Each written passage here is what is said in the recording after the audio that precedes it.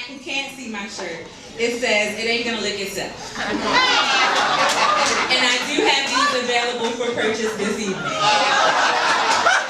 This is from my line of t-shirts and panties, because I am more than just a poet, I'm also a musician. I make t-shirts and panties. These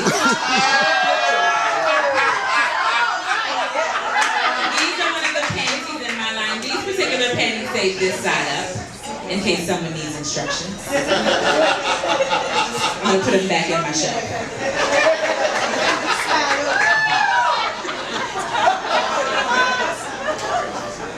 So this next poem that I'm going to do is something that was inspired by my great-grandmother.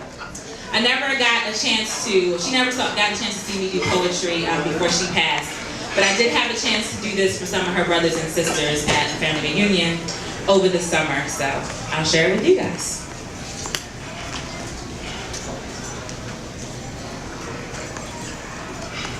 My mama up and died while she was fixing our supper. I watched her small white body hit the floor. When my brother went off to the army, Daddy was left sitting on the front porch with a shotgun to protect his 4 girls. See, Daddy had all the superstitions of his Cherokee mother and all the burdens of his Negro father. But still the charm to convince a white woman to marry him in 1914. She died in 1928. And now Daddy guarded us with the knowledge that a young quadroon would be quite the prize. Our wombs would be sought by black men looking to have children a little finer than themselves, by mulatto men looking to protect their class, and by white men who could still remember just how much used to be paid for an almost white bedmatch. My sisters got married one by one. Men came to the front porch and took off their hats, nicely dressed, shopkeepers and things. See, we weren't Negro enough to have to be poor. They married well. But I found myself single, scared, pregnant at 15. Named that baby Margaret. Gave her to my sister to raise because, well, they wanted her more than I did. She couldn't give her husband no babies. When the 40s came around, I tried to do what I was supposed to do. Marry me a nice cafe au lait gentleman with fine hair like my brothers. We lived a colored life, went to colored parties, did colored things with my colored husband, but I hated being stuck in that colored box. I didn't grow up in no box. See, my mama walked me 5 miles to an all-white schoolhouse where I never stood out. There was a school for colored children, but I've never been there. I'm my mother's daughter. I was white. Anyway, 2 kids later, me and that husband split. I told the court in the divorce that they could take all 3 of my girls. But when they got to my sister's house, they only found 2. She hid Marva. See, she had had Marva from a baby and she wasn't letting her go.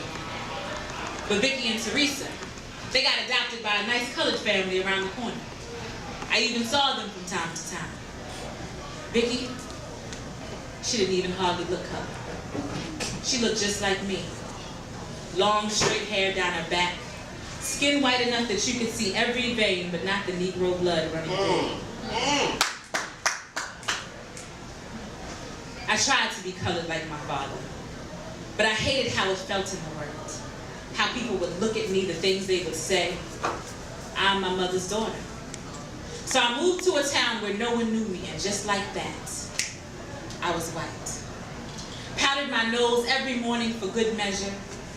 Dated white men, even let them fall in love with me. But I could never marry. Because if that Negro blood came out in any child, it would get me killed. But I had a nice life. I worked in nursing. And all my children were raised well. See, Marva, she had 3 daughters of her own, just like me. Vicky moved away and never even spoke to me, but Teresa, she was tall and statuesque. She was modeling in all these department store catalogs. All my children lived their life as colored women, but Marva's eldest granddaughter had my mama's green eyes. Ain't that something?